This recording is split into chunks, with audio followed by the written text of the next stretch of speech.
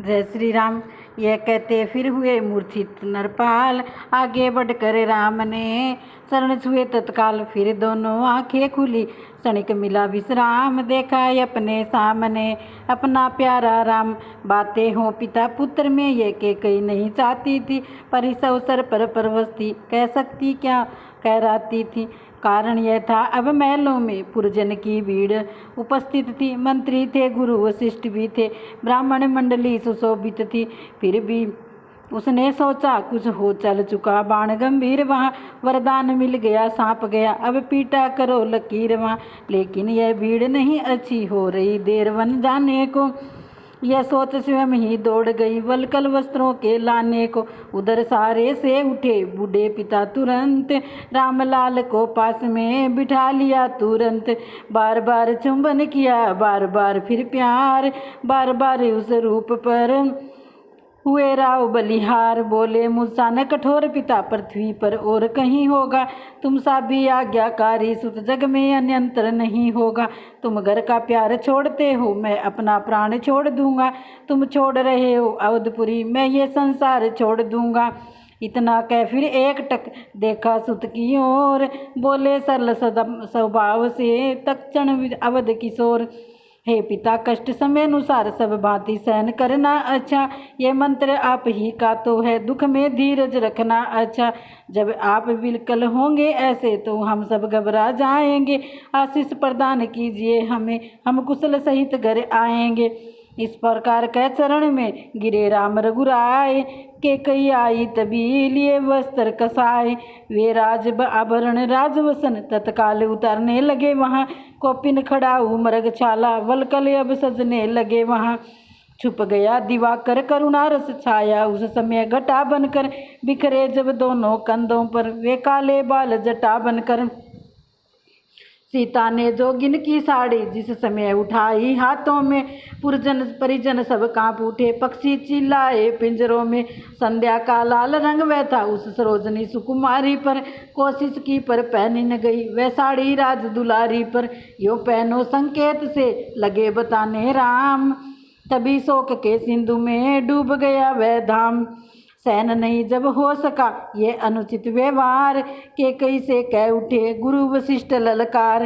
रानी रानी हो सावधान, क्यों छोड़ रही तू सांगा है। तूने वन राघव को मांगा या सीता को भी मांगा है। सीता पर क्या अधिकार तुझे, जो जोगनी उन्हें बनाती है। हम जितना दबते जाते हैं तू उतना चढ़ती जाती है।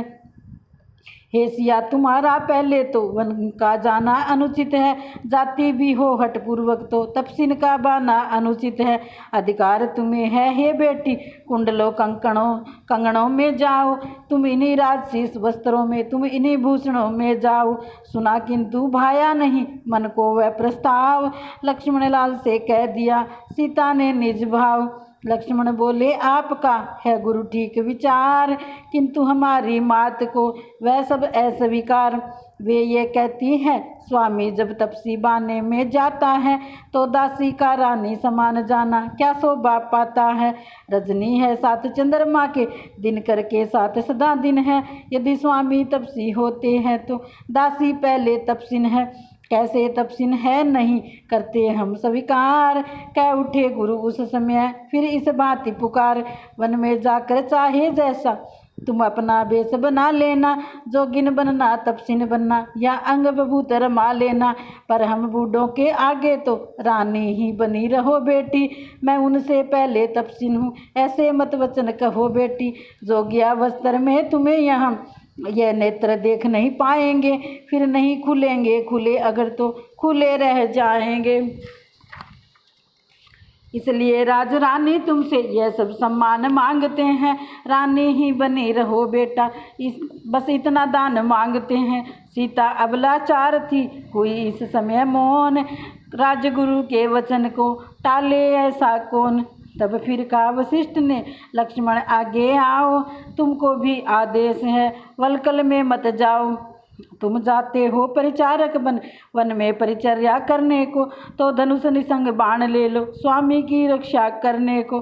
समान शिकारी कैसे हो, बाना योद्धाओं का सा हो, निष्ठा हो न सहचर अनुचर की, वर्त संयमशील यति का हो। कुछ कहने को थे लखन किंतु हुआ मुंह बंद, कहा गुरु ने मानना होगा है सौगंध। वही हुआ गुरुदेव को जैसा था स्वीकार, तीनों ही वन को गए उसी प्रकार तैयार। शुभमस्तु वाक्य समय अनुसार श्री वशिष्ठ जी उच्चार उठे, जय हो जय आशीर्वाद तुम विप्रों के वृंद पुकार उठे। हे हो चिरंजीव यह कहने को माताओं का मन उछल उठा, कल्याण शब्द धीरे धीरे दशरथ के मुख से निकल गया।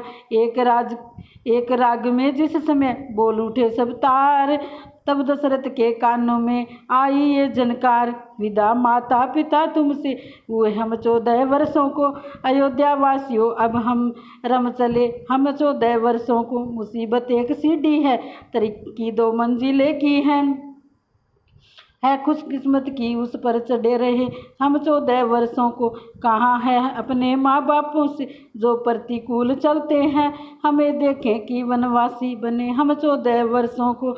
अगर कुछ है तो बस इतना ही अफसोस इस मन में, पिता माता की सेवा से छूटे हम 14 वर्षों को। नहीं कुछ शोक का कारण है, अति आनंद राधे श्याम के निज कर्तव्य पालन में लगे हम 14 वर्षों को। ये नगरी मेरे पिता की है, तुम सुख से बसो।